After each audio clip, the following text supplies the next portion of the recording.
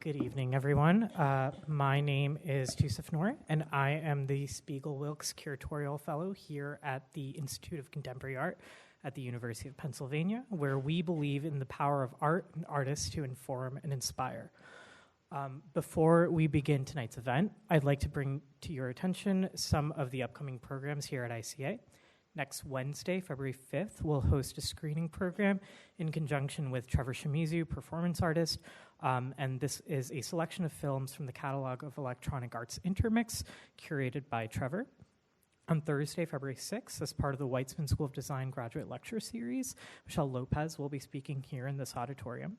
And then on Wednesday, February 12th, Alex Klein, Dorothy and Stephen R. Weber curator, will lead tours of the two exhibitions she has so adroitly curated, Trevor Shimizu, performance artist, and Michele Lopez, Ballast and Barricades, which is the exhibition that has occasioned our gathering here today and the convening of our fantastic speakers, fellow artists Jackie Winsor and Anna Sew Hoy. And I have the great pleasure of introducing them now. Just before we begin, a note on format. The discussion, moderated by Alex, will run for about an hour, and then we'll have a few minutes at the end for questions. Tonight's program is particularly special, not only because it's a convening of three incredible artists who share similar aesthetic sensibilities, but also because we, as the audience, are privy to a conversation that spans decades, that spans a shared history, a shared relationship, bonds that have been strengthened over time. Anna and Michele both studied with Jackie, and then they each separately became acquainted with Alex, and now they're all here together today. So it's just I think we as an audience are very lucky to witness a conversation that is the product of these shared bonds and what happens when they are, tested and strengthened and morphed over time. And I think it's just going to be a really special event. I will introduce each of the artists very quickly now. Jackie Winsor has had solo exhibitions at Paula Cooper Gallery, the Aldrich Museum of Contemporary Art, the Virginia Museum of Fine Arts, and the Museum of Modern Art, where she was the subject of a mid-career retrospective in 1979. She has been the recipient of grants and awards from the National Endowment for the Arts and the Guggenheim Foundation, and her work is held in the collections of MoMA, the Whitney Museum of American Art, the Art Institute of Chicago, and the Walker Art Center. Michele Lopez has been included in solo and group exhibitions at venues including the Aldrich Museum of Contemporary Art, LAXART, PS1 Contemporary Art Center, the Public Art Fund, Metrotech Center, and the Orange County Museum of Art. Formerly a faculty member at Yale School of Art, she now heads the Sculpture Division at the Fine Arts Program at the University of Pennsylvania's Stuart Weitzman School of Design. In 2019, she was a recipient of a Guggenheim Fellowship. Anna Sew Hoy has been the subject of solo exhibitions at the Aspen Art Museum, Mocha Storefront in Los Angeles, the Hammer Museum, Koenig and Clinton, New York, the San Jose Museum of Art, and the 2008 California Biennial at the Orange County Museum of Art. Her work is in the collections of the Hammer Museum, SF MoMA, LACMA, and the Museum of Contemporary Art in San Diego.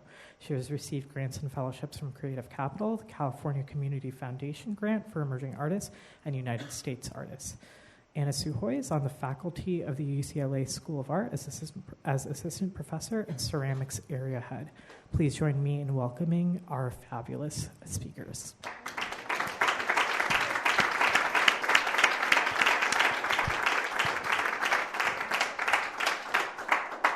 Thank you, Tusif, for the lovely introduction, and thank you again to the three of you. When Michele and I first started talking about the show, this was actually one of the first things we discussed potentially happening in conjunction with the exhibition, so we're so incredibly grateful for Anna for traveling across the country and Jackie for agreeing to be here with us tonight. I know how important you are to both Michele and Anna. You've come up in conversation over the years, so and personally, I think many of us are fans of your work, so it's really a treat to have you here. So thank you. So as Tusif mentioned, both Michele and Anna studied with you, and now you're both pedagogues yourself. We have an incredible season here at ICA of kind of strong female sculptors. And we thought tonight we would maybe kind of start by talking about kind of influence as seeping in, seeping out, as Jackie was kind of referring to earlier. Some maybe anecdotes about how you met, and then really jump into some questions of kind of practice and process, and some of the sometimes gendered questions that come up with regard to making in sculpture. So that's a lot, but let's start off with how you all know each other. I was their teacher.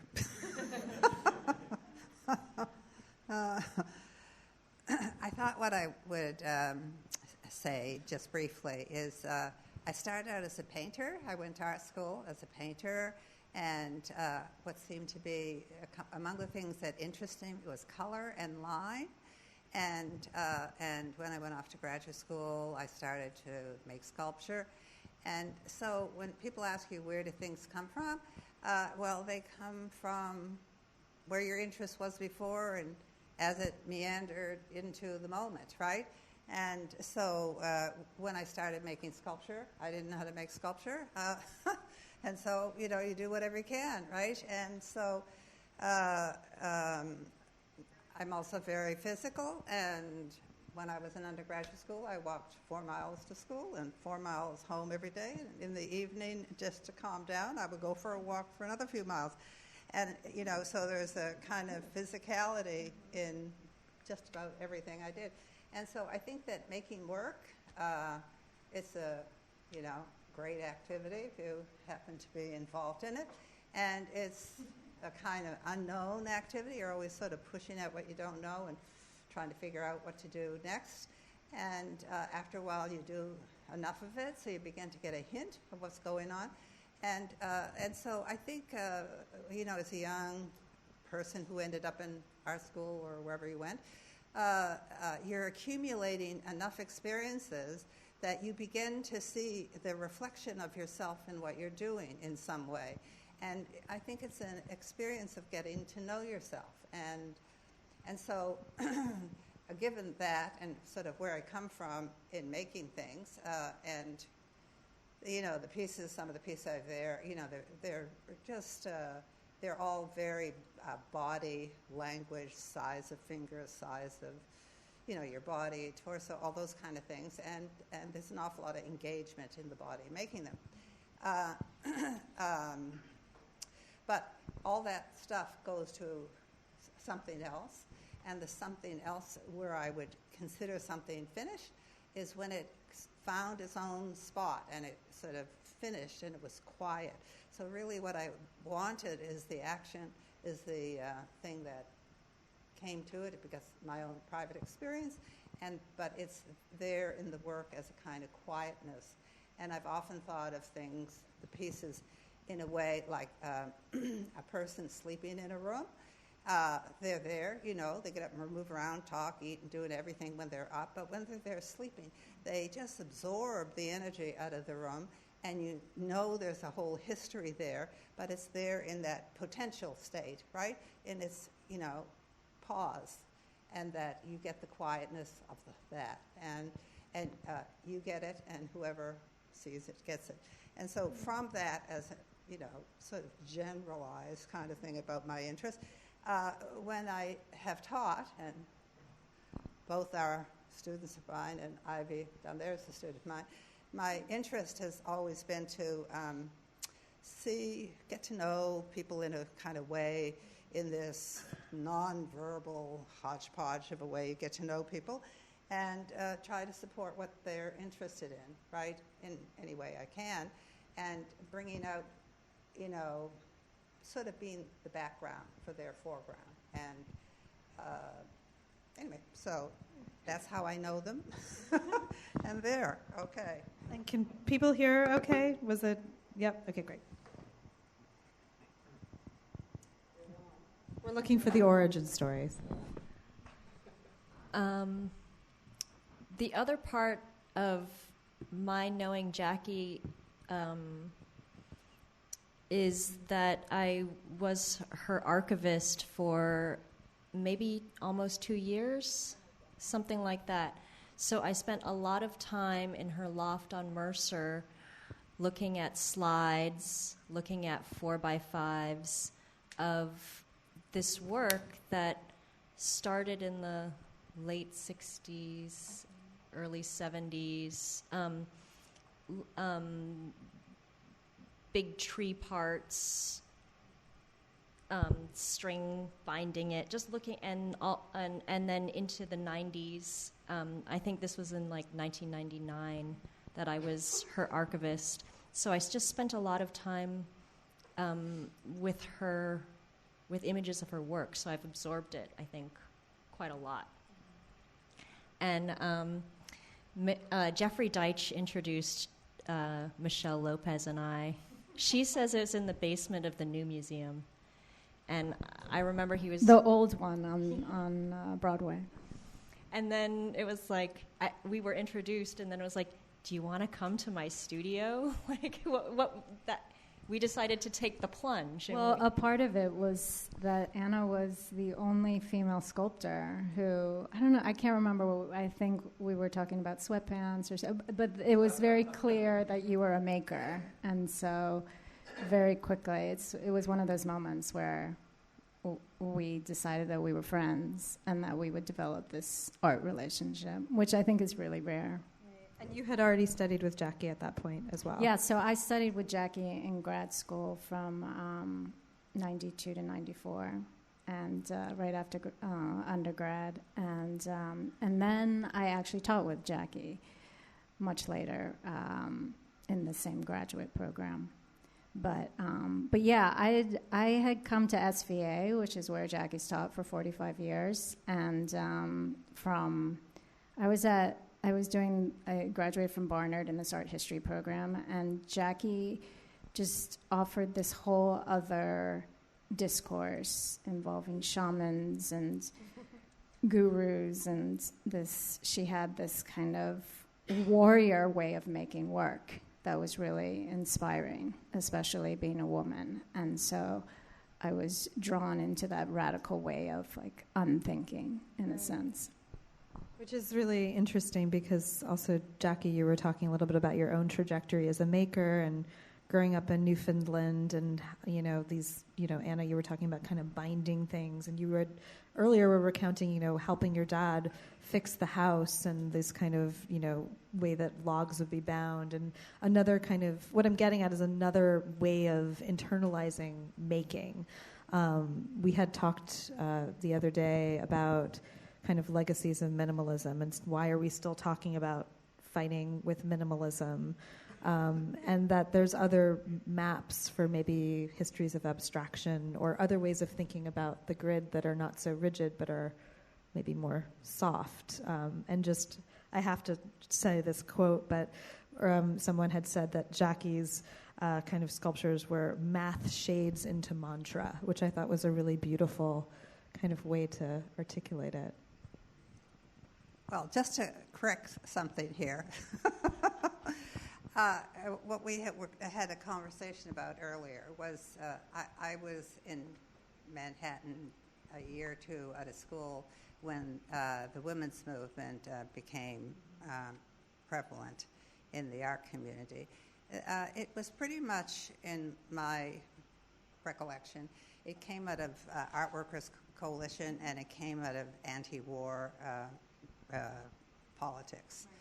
And those particular women who were artists that were very supportive of that all of a sudden collected, and there used to be meetings in lofts. Now, when I first came to New York, I couldn't identify, two women artists, and I grew up in a family of women, and I was missing them, right? And so we got talking about, you probably all know Judy Chicago.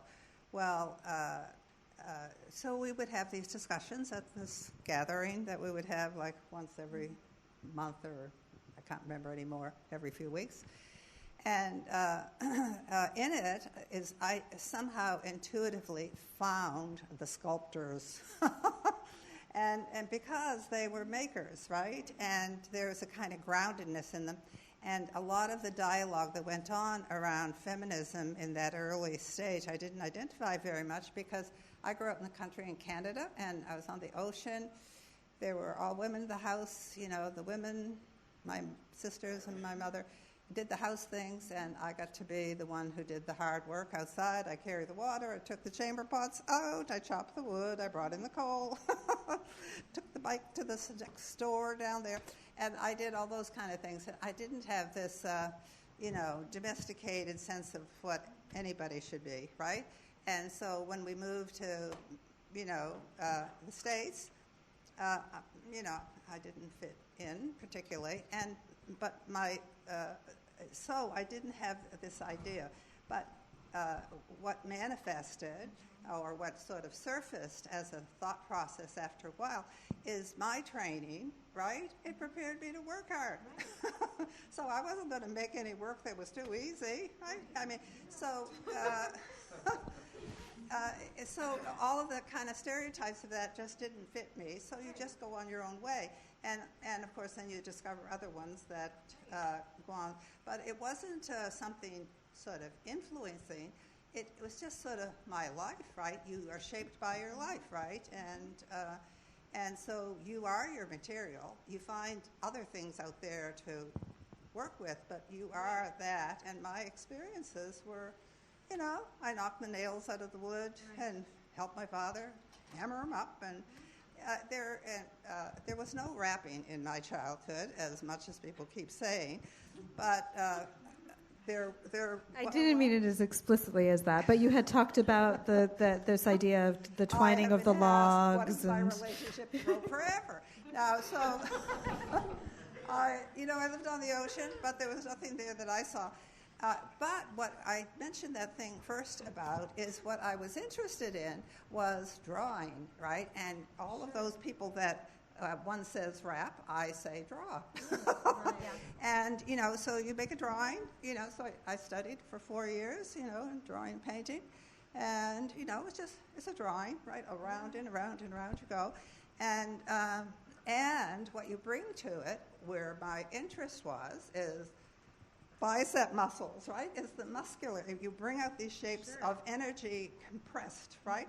And so, so words, I think people like me, I can't blame everybody. The words you use are sort of the poetry that holds an experience.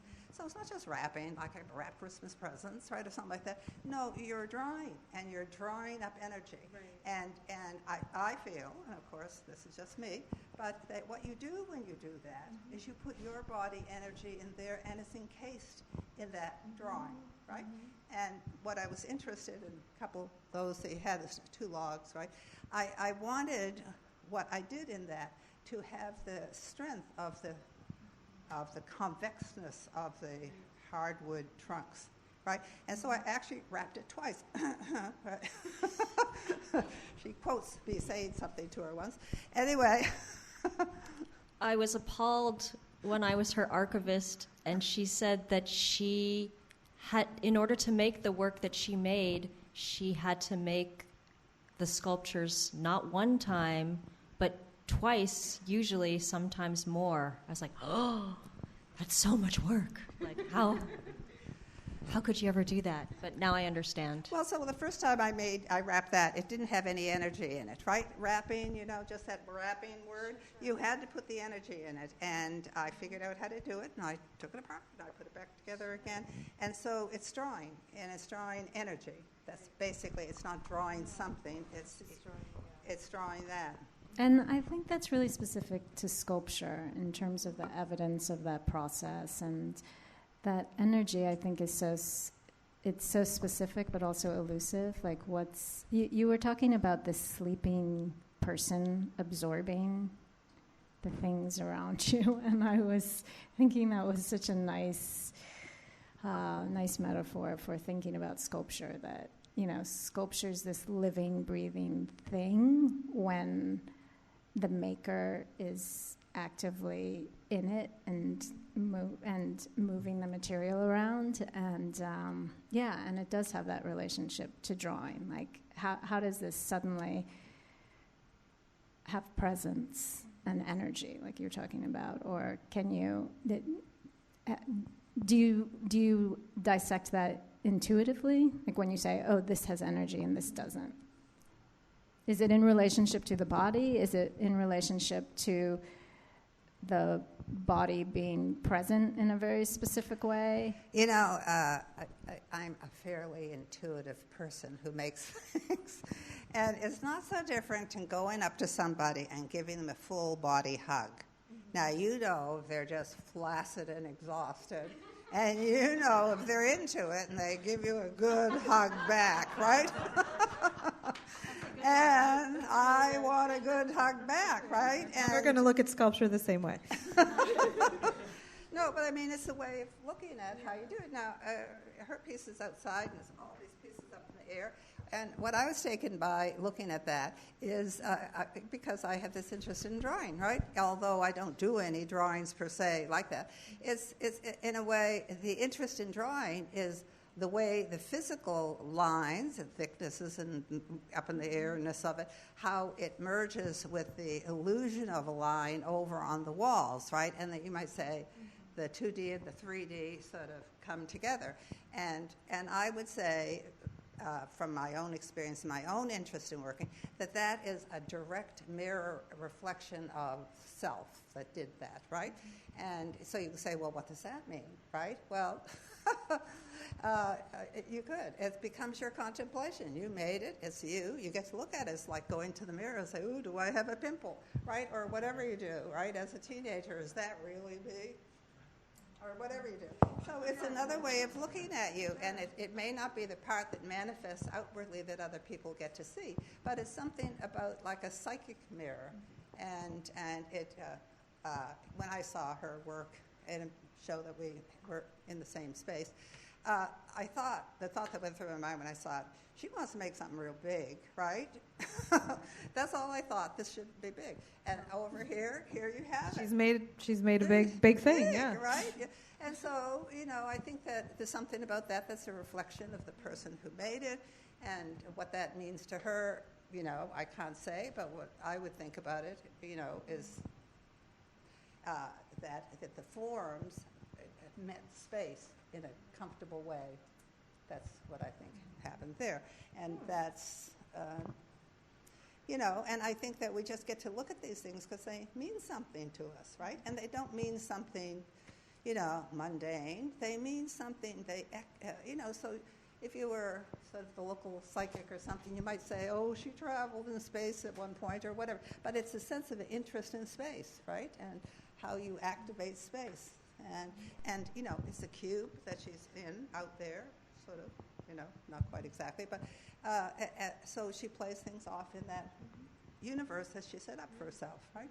And traces of energy of the body. I mean, I see so much of what you're saying in both of Anna's and Michele's works in different ways, and I kind of feel like it manifests itself in different ways. I mean, when Michele and I were talking about the show, drawing was paramount. I mean, you've talked about everything in that installation as drawing, even when it's you throwing your body up against something. It's a kind of drawing you've talked about. Yeah, I mean, it's interesting, Jackie, that you talk about it because it is, you talk about it as radiating the self, but I also see it as this kind of extension that, radiates outwards of, it's not this flat 2D thing, but that the drawings are creating this architectural space that has this depth and this spatial thing that you're talking about. But what I think is in relationship to the body is that the only way to understand it is you have to experience it through the body, and that's the intuitive part of it. Right. It's like how so much of sculpture, you can't really understand it until you're in it. I think, Anna, I just want to say this other thing. This is sort of random. I'm their teacher. They're my students. I try to say nothing about my work, right? I don't tell anybody I make any work, right? And so how they get what they get, that's theirs, right? But one of the things that I think that we have shared in a very different way is that she makes these little concentrations, right? These little oddly shaped geometry concentrations. And so I would say your work seems to be out and consuming space, and yours seems to be compressing energy. And then they're right.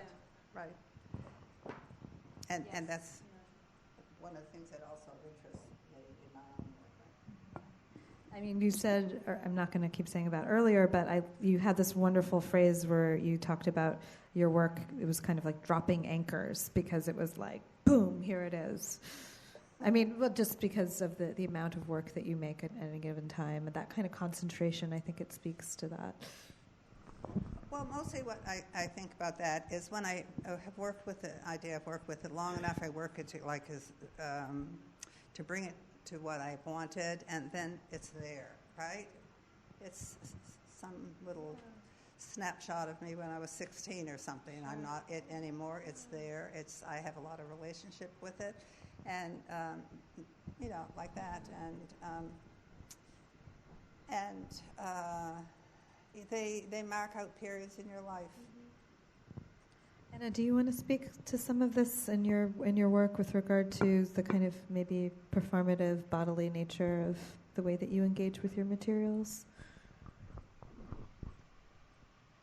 The more that I worked with material, the more I kept thinking about, these are my arms so tired after working with this clay. Oh, my wrists really hurt after twisting the wire for hours. And so what came to the foreground more and more loudly was like, this is my body making repeated actions in order to make this work. And then the action became more loud, and my body performing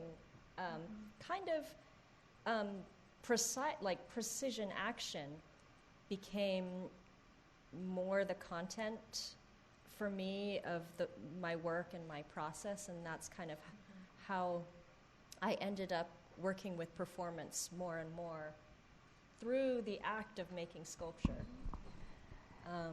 Anna, how do you determine your forms?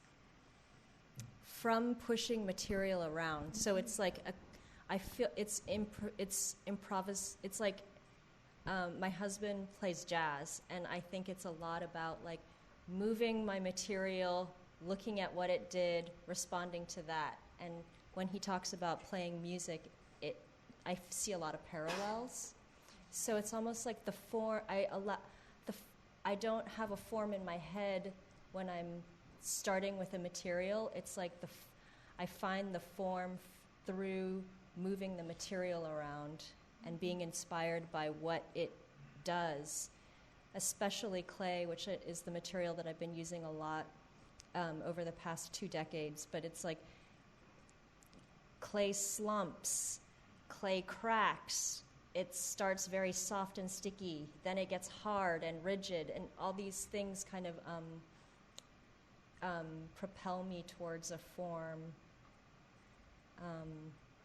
The other thing that I think a lot about when I'm making work is like, how can I make something that, like, we live in these boxes, like there's so much 90-degree angles everywhere. What is this doing to us, and how, like, and I feel how kind of like Cartesian architecture is running my life, basically. So I use sculpture as a way to imagine another space. The orb form that comes up, I'm thinking about other spaces that are not based on a 90-degree angle, and so I'm trying to find those spaces by making sculpture. Mm-hmm. Yeah. So it is in reaction to the grid that we were talking about, and to minimalism. For me. You said it was a prison. Yes. And then Jackie said it was a fishing net, which is also a limp kind of form. Yeah, wait, the grid is a prison? Like, no, what? I'm trying to The find grid is a prison? You said that. Yeah.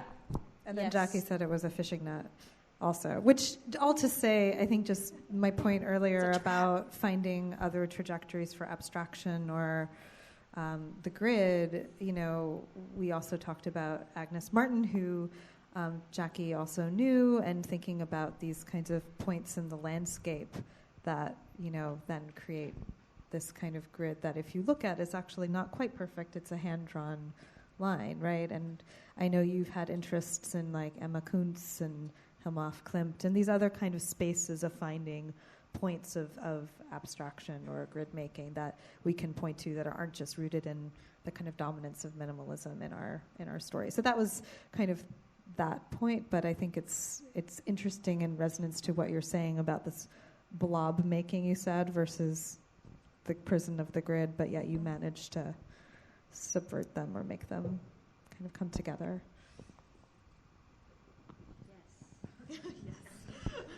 Yeah, I think. I think there's the blob thing is this interesting thing in relationship to sculpture, and it's, I think, a part of the thing that I've been thinking about in terms of sculpture is because we so associate ourselves with this kind of monolithic thing that I'm trying to understand how to get away not only from the grid but also the blob, because it's like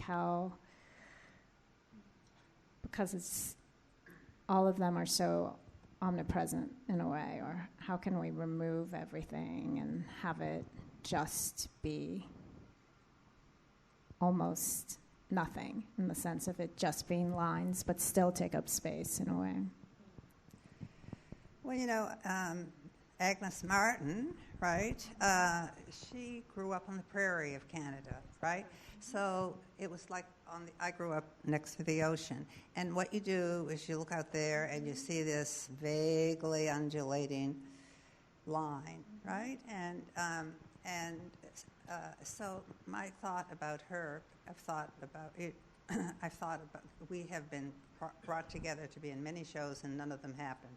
So I have thought about it a lot. How come it didn't first off? Interesting. Right. But anyway, so we got together because we're both Canadian. We got together, endlessly, but none of them happened. Anyway, that line that she makes, right? It's the horizon line, right? And it's the horizon line is very abstract. It's just out there far away. And it comes absolutely back to, or because your hand is in it. She has the hand. These are not mechanically made. So it's as far away as the horizon and as close to you as touch. And that's the magic of her work, right? And so I think it depends on what you see, right? And the grid, right? The grid is the coming together of the horizon and the vertical, right? It's the bringing together of opposites. You said they interested you, right? Yes. Now, we've used them in not the best ways, but necessarily we're putting people behind bars, right? But they carry those two things together, right? And in a kind of a harmony of their own sort. Now, we've also used them to catch fish and to do all other kinds of things with it, but that's the utility part of it. But so... But I also think it's interesting that Anna talks about the prison of the grid because, we were talking about, I think the thing that I'm a little concerned about is like my work gets talked about in relationship to feminism and minimalism, and so much of that Blue Angel work was about the critique of minimalism and a bit of the safety that we find in the grid. And so for me, there are these questions of, it's also so architectural too, to think about boxes and grids and, blocks. And I think that's the most liberating thing to think about in terms of sculpture, which I think Anna at one point was talking about how she thinks about sculpture in relationship to opposition and what what that play is and that tension is in space. And I don't know if this is too abstract in terms of, I don't know, are we just sounding like sculpture nerds? Like this isn't interesting at all? Can I talk about opposition? Because I find that a way for me to really see something, a material, jeans, I use jeans a lot, or glazed fired clay, I use that a lot.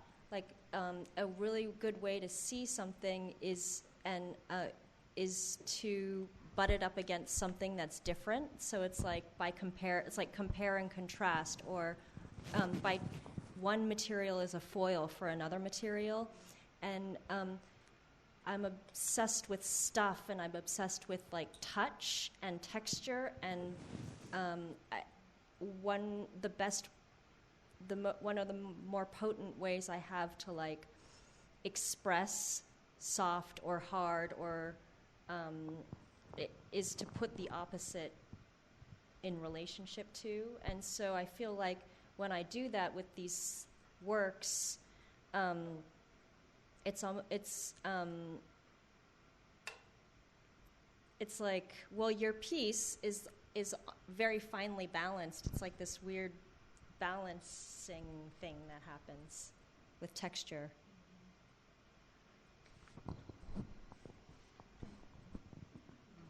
I'm going to ask a different question, so if you have a thought on this.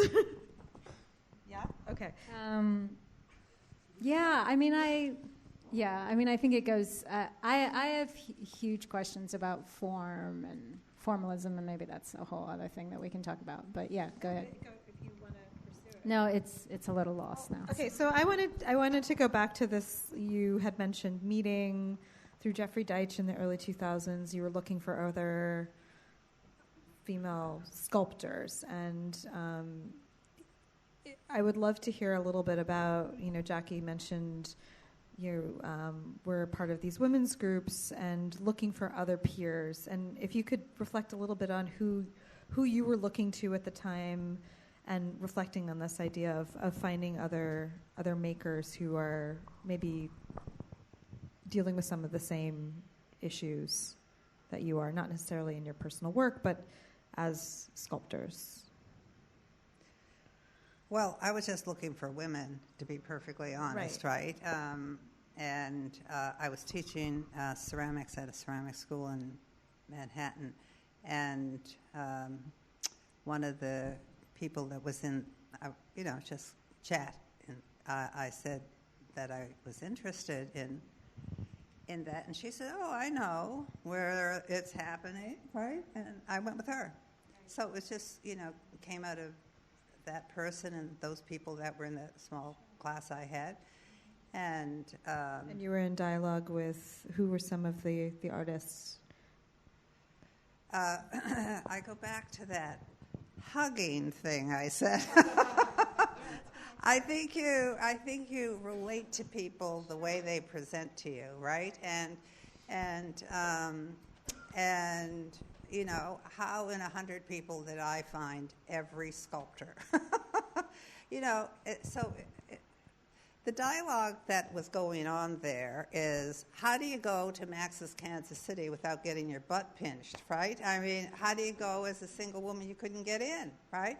And so, we planned little kind of political actions, right?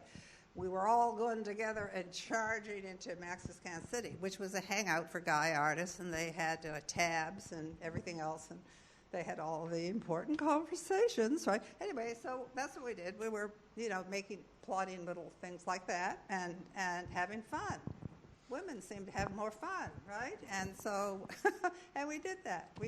And Mary Miss got her butt pinched and hand down in her pants, and but we did it. And the guys wouldn't talk to you at the dinner parties. Oh, well, I'm just saying, it's you go there for human companionability. It's not so different than with your dog. Your dog is there, you pat it, right? And you feel you've been with something that lives and breathes, and it acknowledges you acknowledge it, and so you hang out with people, right? There were people that you had a lot in common with, as it turns out. But just to paint the picture, I mean, these are other artists like Hannah Wilke, and just to kind of like, what is the scene, the community, which for now is, looking back, is like it seems very exciting from this particular vantage point. And Michele and Anna maybe reflecting a little bit on finding each other and finding other female sculptors. Do you want to talk a little bit about the kind of challenges of making sculpture and the kind of maybe gendered spaces of production potentially, or reception? Because I think that also relates to this kind of prison of the grid or the cube. Yeah, I mean, some of the interest in asking Jackie historically, what was it like then? What is it like now for you? Because, yeah, this, things feel very stacked. Like, Anna and I were joking last night, like, well, if you were a female Chinese sculptor, but not from the United States, but actually from China, you might have a leg up. But, so it's like there are all these things that we're negotiating in terms of just the way that we're being historicized or being branded, or the way that we're getting out there. But also just on the level of production, I know that's something that came up, thinking about spaces like foundries or fabrication, or when you work, the installation upstairs is like big construction materials, and the world of construction is also a very kind of masculinist space. So thinking about your experiences just on the level of making, and the questions that get asked of you in terms of your own authority as the artist. Yeah, I mean, to that, it happens all the time. And it's, I don't know. I think there's something in the sense, like, for me, when I was thinking about making sculpture, I was very sensitive to not making this kind of feminist, post-minimalist vessel, transparent kind of work, and wanted to work with material that, like, just even when we were welding recently for this installation, there were questions of, like, does she know what she's doing? And there were things like that were, I feel like I'm always confronting in that sense. And yeah, but I don't know how to, it's a reality. I think that as a woman, as an artist, I try to answer that question through my work and through how I am. So, like, yeah, there's a lot of preconceived notions of how I should be or how I should act, but, like, what can a woman be? What can a woman artist be? What can I do? And then answering those questions with my work and with my actions, and also as a way of meeting people. I'm not, like, looking for women artists, but when I'm finding people that I want to bring into my world, that I want to spend time with and be around, it's like these are also people who are inventing ways to be in the world that are exciting for me, and so that's sort of where I am. And then with working with things like foundries and fabrication, there is, I enter those relationships with fabricators with the understanding that, yeah, I might get, like, have sexist things happen to me, or they might, like, doubt me, or it might be more difficult because they might assume that I don't know what I'm doing or something. But that I don't want to dwell on, because I just want to make my work, and making work with using tools like welding and foundries, it's just exciting because it's of that physical challenge. I mean, I think that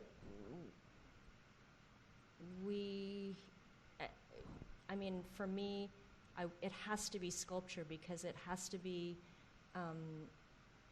this like wrestling with materials and discovery through materials. So doing things that with my body that people might think that I can't do, that's part of the pleasure of doing this stuff. Like, I get to do this because that's what I do. You know, like, I'm going to work with the foundry, or, you know. So, does that? Yeah, it makes a lot of sense. That's a positive spin. That's a good spin. Yeah. But I think that relates a lot to Jackie's philosophy of making, actually, and the way you've kind of talked about your own kind of relationship to materials and process and your expectations for yourself. You know, it sounds like, you know, materials, right? Like it's kind of precious, right? You know, this lumberyard stuff, right? And, you know, it's like you start out with matter and you make it into some version of object, right? And so I think that some people, artists, some people that are artists, and scientists too, right? They're attracted to what they don't know. And it's not like who gets to do what, and you may or may not get a celebrity or whatever, but it's part of the impulse to live, right, in some people. It simply, you have to go in there. And some people aren't competitive with the world, others are, right? But it's sort of like challenging yourself. You're interested, it's an unknown, you're going to go do it, right? And we'll see what happens, right? And you might have, you know, a few other thoughts along some lines, right, related to it. But it's part of it is the discovery of it once you've made it, right? So years ago, I'm going on another subject you brought up. I was I had a studio in a triangular. Is it that right? No, triangle, like triangle. Yeah. It was a triangle building. It was weird, right? And so in this triangle building, I start making the first cube. It was sort of your opposites there. But what happened again in a dream, right? So I was at it was right there at Canal and Bowery, right there at the edge of Chinatown and the Manhattan Bridge, and these places hadn't been occupied in years, right? They're just falling apart, and it was what I could afford, right? So, so in this building, there were buildings on that side, buildings on that side, and so I would sneak out the back window, which was the roof of the building next to it, and I go over and peek in them, right? You know, they're horrible, but you know. Anyway, so on this one evening, in bed sleeping, now I could very easily have seen something like this. I have no idea. But so on this wall, in this crappy old place that I had as a studio, I saw a little spot, right? Just like a little, like if you now you'd say a laser dot, right? I saw a little dot, and I went over in the dream and dug on it like the mice do on my floor, right? Made it bigger. And what I ended up seeing was into the building adjacent it, right? Now, this in reality wouldn't have been possible because it was brick. But anyway, in the dream, I did that. I got a dream like this. And in there was like cobwebs and light coming in through the cobwebs, right? But it was very intriguing, right?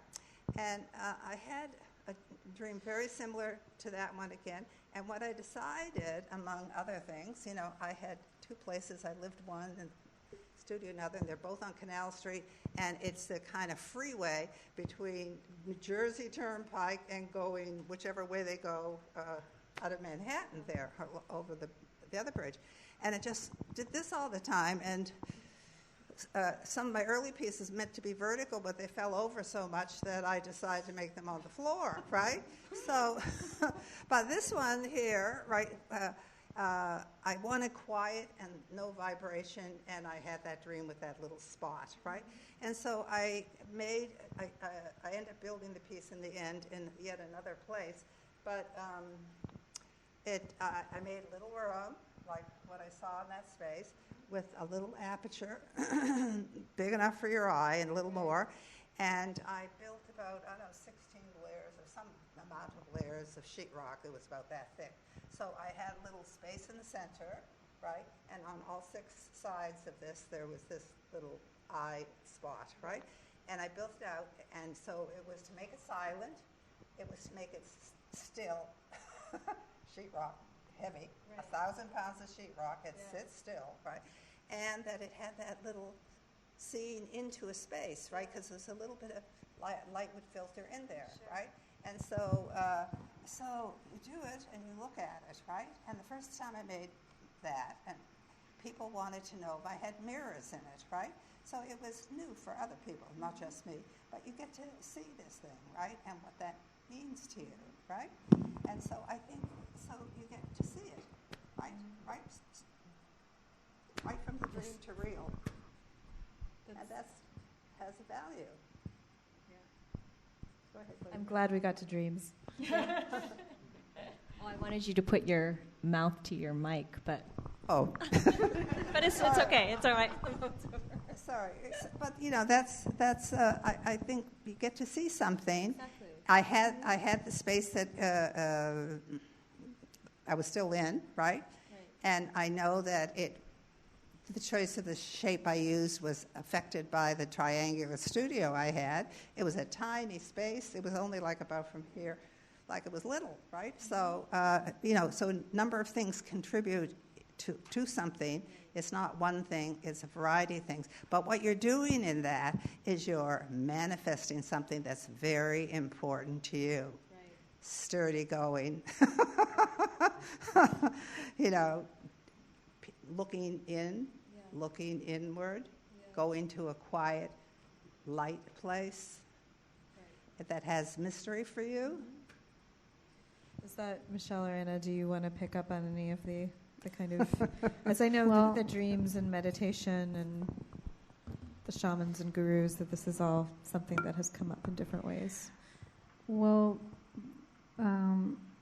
continuing with Jackie's, how you can start with something. I mean, the mirrored pieces that I did started with this idea of wanting to create an explosion, make a sculptural explosion, and it started by us moving a big piece of mirror out of my house, and there was like this small hole, this imperfection in the mirror where the silver nitrate was chipping away, and there was this weird sense of depth that was happening because I could look through the mirror and through the glass, because it was just pure glass, and I don't know, it was kind of refracting. And it was that moment where I was like, oh, I'm going to try, like, what's mirror made out of? And started to do all these experiments with silver nitrate. So I think it's interesting, like, the rabbit holes we fall into when we make work. Just this mundane moment of seeing something and not understanding it. Right. And then just kind of going there intuitively and failing. And I remember people came to the studio and they were like, do not do this. And I was like, no, I'm going to keep doing this. And just trusting that moment a little bit to keep making it happen. That tension between a kind of control and purpose and letting it be a little unpredictable at the same time. And I think about Jackie's explosion pieces or the burnt piece and that kind of cube that gets kind of thrown apart, but then also is put back together with intent, but also it's allowed to kind of have its own path. Yeah, because I feel like, that thing of when you're making and someone comes to the studio and sees it midway and they're like, nothing's happening there. But then you're just like, no, something can happen. Yeah. Just that belief. I think is really important, and especially in terms of a material and not knowing or understanding the material. Chipping away, operative words. Because when I was 6, my little sister was born, and my mother wanted to make sure I had something to do so I didn't feel left out. So and we're Chinese, so she was like, classical violin lessons. She's like, what instrument would you like to play? And I said, the harp. And she said, how about violin? I was like, okay. So I had to play violin from 6 till 18. Starting at 6, I had to play 15 minutes every day. And then at a certain point, it was half an hour. And by the time I was in 7th grade, it was 90 minutes every day. And that might have been the peak of my career when I won a recital. I won money from, like, the Rotary Club or something.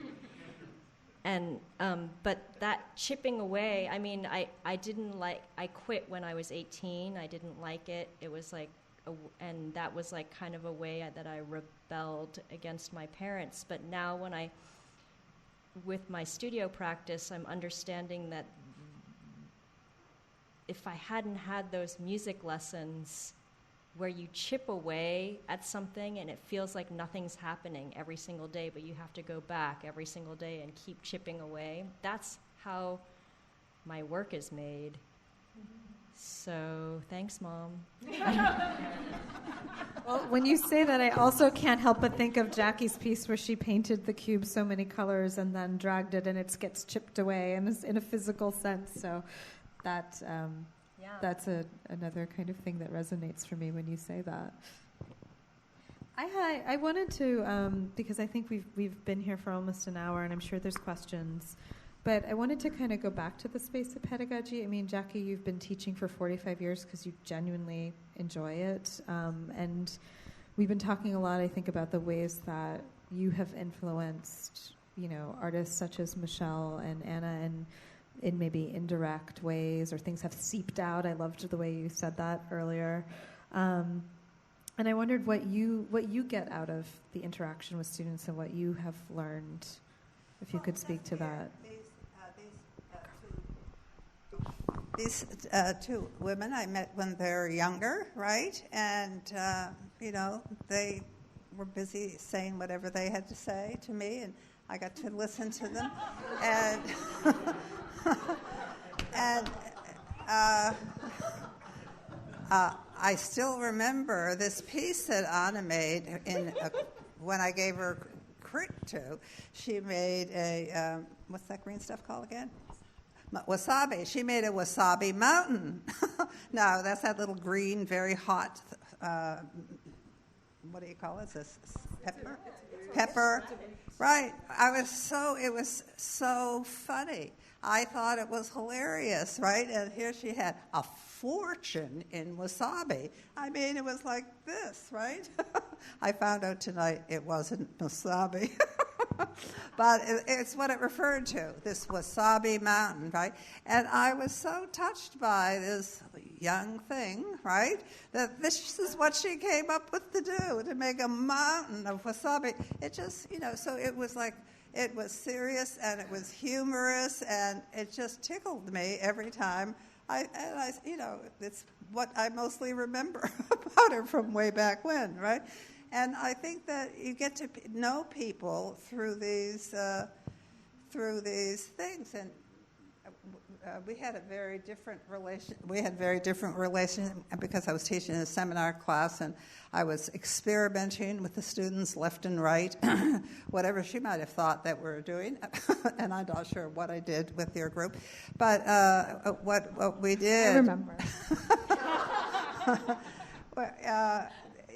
We tried to focus on things and see what came out if you focused long enough on something. So we looked at, among the things that we did is we looked for long periods of time at people's work. People.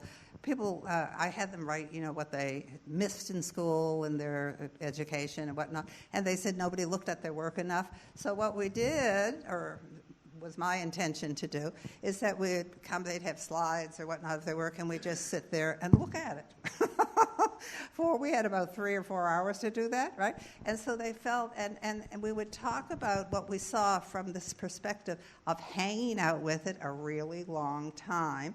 And so we, as the fellow classmates, got to be in that space that she would be in making her own work, hanging out all day with it, one day, the next day, and to see where we came to And we would write that down, and we would answer questions related to that experience, right?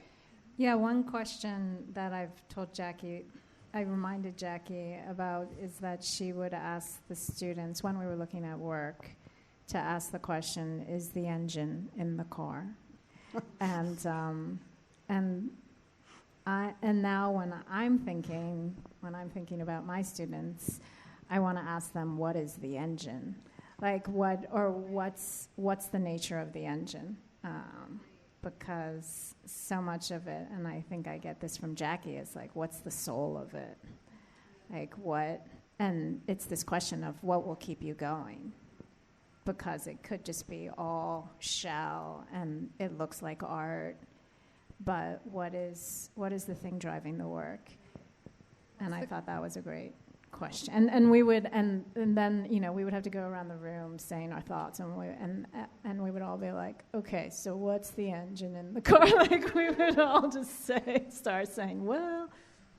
I'm curious, Anna, because you also teach, and now you run the ceramics department at UCLA, and what is your thinking on this kind of pedagogic exchange? Have any of these nuggets been reconfigured in your own kind of teaching practice? Nancy Shaver said something when she was my teacher, that has stuck with me, and I just thought of it now, which is you have to look at what you're making as much as you spend time making it, which is kind of like when I was talking, the thing that I remember from Jackie is Jackie made her work not one time, but to make a sculpture right, you have to make it more than one time. You have to make it twice. You have to make it 3 times. But the idea of like really looking at what you make, it's hard. I don't want to do it sometimes. I just want to like move stuff around and like keep going or something, but actually to stop and look, what am I making? What is this thing? Taking time to ask that and look, and I say that a lot to my students because it's kind of the hard part, one of the hard parts when you're in the studio. Yeah, I often ask my students, what does the work, it's not about you. Ask the work what it needs. Because often we're just like, what are my eyes supposed to be making? And I think that's where this question, we were talking about meditation earlier, like how does meditation come into the work? Because the work always knows what it needs, but sometimes we're just not listening. So it's the same thing as looking. Yeah. So I have more questions, but I know that there's people in the room who probably are burning to ask something, and maybe this is your chance to hear Jackie get the record straight, if you want that, or anything else. But Tusif is here with a microphone, so please wait for the microphone and raise your hand. Thank you. Hi. Hi, Sona. Hi, Anna. Hey. Thank you so much for being here. I love listening to all of the conversation. Some of the things that I was thinking is that going off, to be going off the grid means being limitless, and I see that through all of your work, meaning there isn't a limit to how big or how small your work can get, and kind of wanting to going back to what Anna was saying on Jackie's, and when she was helping with the archive and observing Jackie create and undo and recreate again. And I think there is so much of ritual in making and undoing and remaking. And I see also that practice in all of your work, and I would love to hear about the ritualistic side of all of your practice. if ritual is conscious action, then I think that that is really an ideal way to act in the studio, because it's like, and that's also when we were touching on meditation, it's like getting to this place where you can really see and really understand what you're doing when you're moving the materials around. And if it's understanding through repetition, like you make something because you have to make it, and then you have to make it again so you can understand what are the actions that you just took to get to there. Or if it's like this repetitive action, like that nail piece of Jackie's where you just did it 10,000 times, so it's very apparent to everybody what you just did. It's that's what ritual in sculpture would be for me. Which also speaks to the hand versus the machine, I think, as well, in some ways. Yeah. Mm-hmm. Well, I did that piece that you see flashing up there every so often where I burned it, right? Well, so before, the first piece I made in a cube was the sheetrock one. Well, right at about that point, and you have to remember I was a painter, and the questions that you'd hear drove me bats, right? But one of the things that I was interested in was if you hold something still, something will want to change, right? I was very interested in this, right? It's just like the mind. You tell it to, you talked about meditating, look at that sign, right? You're there about 2 seconds, maybe 6. And the first thing you want to do is look someplace else. You start seeing all the white lights. Your mind doesn't want to be there, right? It's aggravated or something, right? So what I wanted to do is to do that thing, hold something still, and see where it went. Well, so the first thing that sort of came up, I made a few pieces in between, but the one that got to me was that I would make it as strong as I could. And what I wanted to bring together in the cube shape, right, which kept its form, right, it holds still on that form, I wanted to use it and take form and force, opposites in my reality at that time. I wanted to bring them together and make them absolutely imbued with each other, and I wanted to make them one, right? So I decided for force, right, for the unknown, I would use fire and concrete, horrible old concrete. I would use concrete, and I would reinforce it to death, right? And I did. Is that like reinforced with rebar or what? Oh, it had everything in it, right? Like what? So I had a wooden structure. Set the record straight. I had a wooden structure that was basically a square shape, and I put rebar on the corners that draw the cube, and I filled it up with different meshes, right? I put meshes across the face of it. I built it nice and thick, right? And all of that. I put pre-fired clay, which is fired at a higher level, so it can withstand heat. I used that instead of sand in the concrete, and I did my best, right? And I was, again, I was a painter and sculptor, a drawer, and I wanted the fire to do the drawing on the cube and impact it. Right. And, what you use for drawing, charcoal. Well, what does fire make? Charcoal, right? So it had its tool, made by fire. The hand was the fire. And I burned it, right? And I was told, of course, not to do it by the fire department, but it withstood it, and so in the end, what it ended up for me, what it was sort of like going that step towards destruction, and pulling back and being with it, right? So it got to be, it got to hold that energy in itself, right? It was still a cube, same old boring cube, right? As black as can be on the inside because it had lots of charcoal in there, right? And it had all the markings of being put through quite a challenge. And you know, it's like life, right? We get these horrible challenges and we come through and it marks us, you know, and we move on, hopefully, right?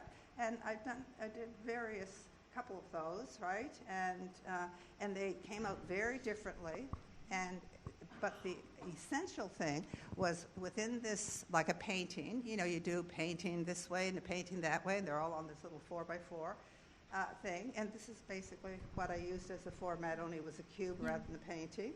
And I changed the other ingredients in it. And so before you were talking about the concrete piece, which was exploded piece. I did an exploded piece, too. Yeah, which was the reinforced concrete. No, they're all... This one has reinforced concrete? That's reinforced concrete, had rebar, it had a lot of stuff. Burnt piece? Oh. Right, it had, and it had... it had grog. The secret was grog. Makers talking about making. And the wire kept it got cracks. It expanded, actually. When it was at its hottest, the flat top surface began to create a dome, and then it contracted down when it cooled off. After the fire was gone, I wrapped it in blankets and let it cool off slowly. And, so I put it through an event. And the one that I was using, very similar kind of things, in a stable cube, is the one I exploded, right? And of course, I was very interested in the unknown, right? I said to myself, rhapsodizing about these ideas on your own. Anyway, so yes, the unknown was going to be my partner. Anyway, so the first thing you do is to try to know everything about it that you possibly can and squeeze it out, right? So I tried to get a permission to have an explosion. I couldn't get it. I was told that what I could do is to hire people for the movies that blow things up, right? So I got in touch with him. I talked what to do, and I did everything I was told to do, right? I did it. Took a year to get every bit of that in it. And, of course, I was saying to myself, unknown, right? Well, anyway, there was an unknown in it.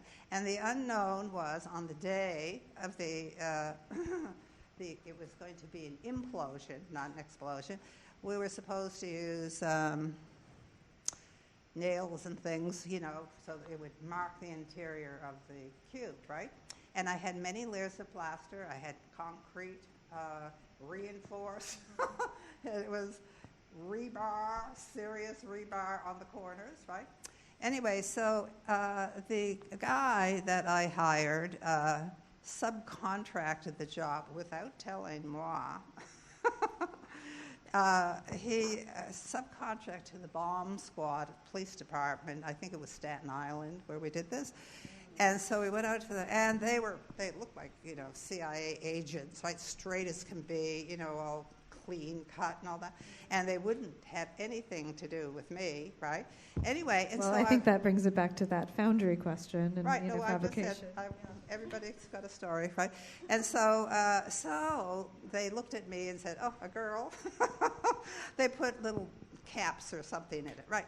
They blew it 4 times and they got nowhere. And I heard one of them saying to the other, "We'll get it this time." Well, they used plastique, right?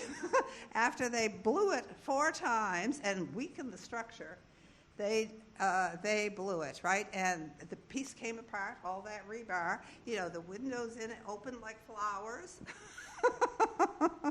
And they were supposed to pack the thing with sandbags, right? So no sandbags. They thought this was an easy thing. It was on the back of the truck we took it out on.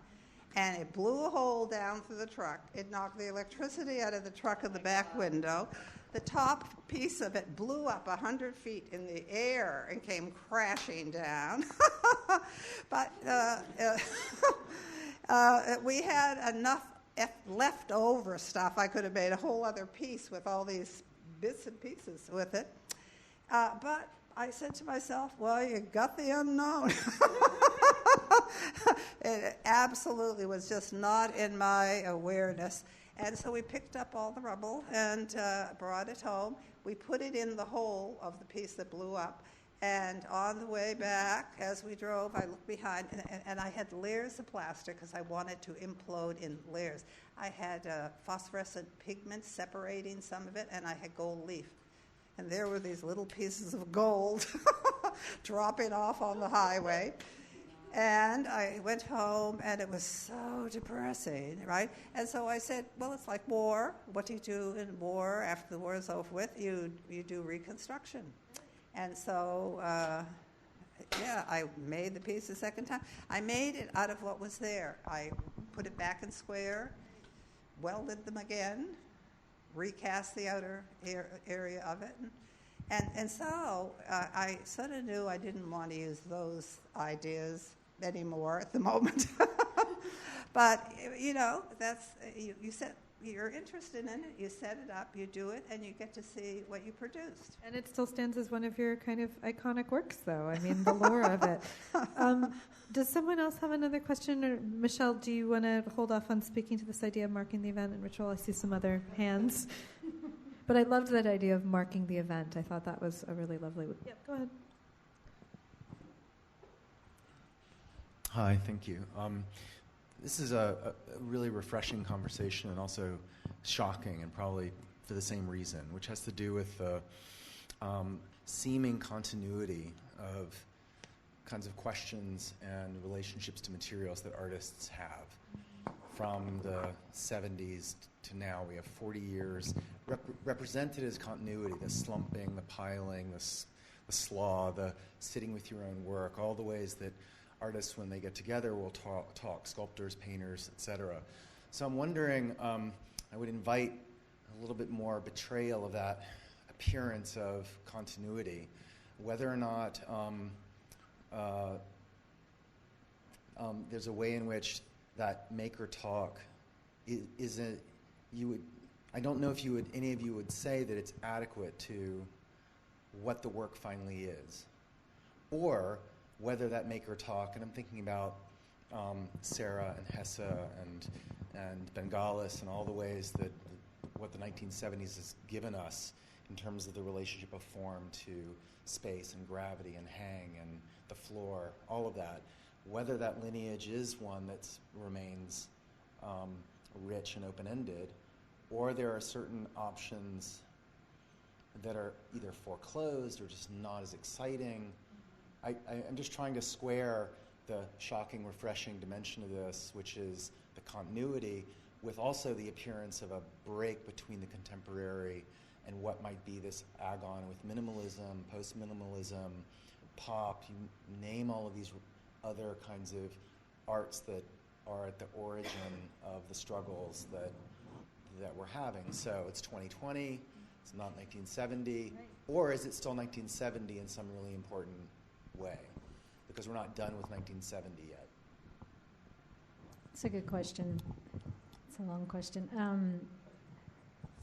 I mean, Jackie said material, but I actually disagree with you a little, Jackie, in the sense that I think material is so, that culture is so embedded in material, and that can signify quite a lot in terms of like how one thing and the way that you intersect it with another material and how that can become something else. And so that's something I think about a lot in terms of the form and how little of the form can I put in there in terms of a cultural image.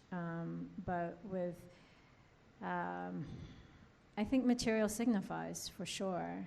And so, and then the way that, I don't know, I keep thinking, I think my student Jessica's gone, but she was talking this is a grad student of mine who was talking the other day of how the safety within minimalism of that kind of cube and so what I've been trying to think about is how like just the ghost of some kind of form can have some kind of resistance through a kind of political vestigial moment within the material or within the form. And I don't know. It's like that to me is really important. That that all of these elements, or just talking about the thing upstairs, it's like thinking about how scaffolding is suspended by the possibility of a building fragment, and then how a line can become a shriveled flag, and what that means in terms of, I don't know, like I have a lot of conflicts about minimalism and form and material and what it means now. So I think it's a great question. I moved to New York in the late 60s, and I, like a very large number of the artists that were my age, we all studied painting. Richard Serra studied painting. The person I was married to, a sculptor, studied painting, and they studied something other than what they made later. And they used the vocabulary of the earlier form in the sculpture they made, right? I mean, Richard's lead piece, lead is what you draw with, right? Lead pencil. It's just a different form of the material. And as I said, a lot of interest that I've had has been with the line, what the line can turn into, and other things, right? But it was one of them, and it's come directly out of painting. I think that people who come 5, 10 years later, that whatever was exciting and important, to do for the people who are doing it, and at that time, it gets to be history for 10 years later. You're a young artist, and you're moving it in another direction, and that becomes a foundation on which other things get moved in another way. And then, 10 years later, or less even, that becomes history on which something else happens. And it seems it has teeter-tottered back between abstraction and figuration, along with everything else. And so I would expect that would happen. And sometimes it tips over again. It goes back to something very similar to what was used in the 60s, and because it's all of a sudden new again to the people who are young enough to not have had that experience. So, and they can come fresh with it and deal with it, in a fresh way, like the people who first started using other materials, say, for making sculpture. And so it just seems natural, right? Expected, right? So I would also just add in that it's such a different world from 1960, or 2020. The context that we're seeing these materials slumping, or whatever that list of verbs is that Eva Hesse and Solowit they were writing in their drawings, slumping, cracking, falling, tying. The world is 60 years different, and when I'm making work, I feel like I'm making work in response to my cell phone. Like those pieces, can we, like these wall works, the kind of the later ones, like that. Yeah, this. So the clay, oops, it didn't stop. The clay is dyed. So that ivory soap commercial, where you break it in half of the soap bar and it's like clean all the way through. If you broke that in half, it would be rose-colored all the way through, lavender all the way through.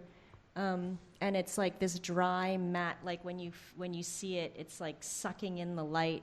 And those black things, that patent leather scrunchies, are reflecting light, and those very visceral and sensorial moments are the point of that piece, and it's kind of like so that we can see again or feel again. So, do we have time for another question, Tusif? Thank you all very much. It's great to hear you all talk about material, and in listening to you speak about material and responsiveness, I wanted to learn more about how you approach materials that are found or looked for in the world, like specifically that building fragment, Michele, if there's an approach that you have to using something that maybe has a personal significance to someone else, or how that factors into the responsiveness.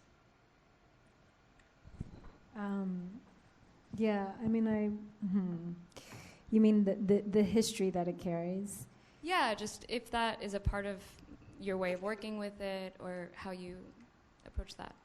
Yeah, I mean, I think the building fragment actually came from this idea of wanting to maximize a more restrained show where scaffolding that I'd welded myself and covered with lead was being held up and counterweighted by rubble that I'd found in Philadelphia with rubble and paracord. And so I wanted a similar kind of found object of things being removed from a city, a history being removed, and an architecture just kind of getting wiped away so that this newness could take over, that it really be a fragment. And so this comes from Northeast Philadelphia, and so I was interested in that as this sense of, I guess it's, just, I think for me, and this is the thing about formalism that I'm always wondering about, it's like, I want there to be a history in that form. And so I think that foundness of the fact that this is the thing that's holding it up, for it to have this sense that this kind of, this feeling that I've been feeling lately of just this threat of violence that could happen at any moment in this current political climate. And so I wanted it to have the history of it coming from a very personal history, and having it be very real in a sense, and also that fragment weighs like more than 1,000 pounds. So just the extremes of lightness and weightiness, and I don't know if that answers your question, but yeah, totally. It is, like I was saying before, it is really thinking about just those nuances of what do all these details mean in terms of like the barricades and the borders, and having, and then NYPD blue emerging through that, twisted. I just want to say one little thing. I'm not sure it has anything to do at all with anything else. But there's an artist that had, before the trade towers went down, there were artist studios in these like wonderful office building spaces. And there was one artist who had an airplane coming down from from the ceiling coming into the building. And he was in the building when the airplane hit it, and he went down with it, right? And I think that we, on some level, we haven't a clue what we're doing. We talk about it and we say whatever we sort of think from what it seems to be a much more shallow level than maybe what's going on. And other people had similar things but weren't in the, they did drawings of things like that before. I think, somebody said the word shaman, right? But I don't necessarily mean that that's sort of like an operative something or other. But I think that there's levels that, and I don't think with everything and everybody, but it's astounding at sometimes what happens together, right? And here he was an artist up there, and he got to be in this place, and he had this idea. Well, of course, he was up in the air there, so he sees airplanes out there. You might say all of that, but I think there are other things going on, right? And I think the other things go on, and they're just as much related to culture as anything else. And I don't know. Interests me. And that's. I think that's actually a really poignant place to end, if you all agree. Thank you very much.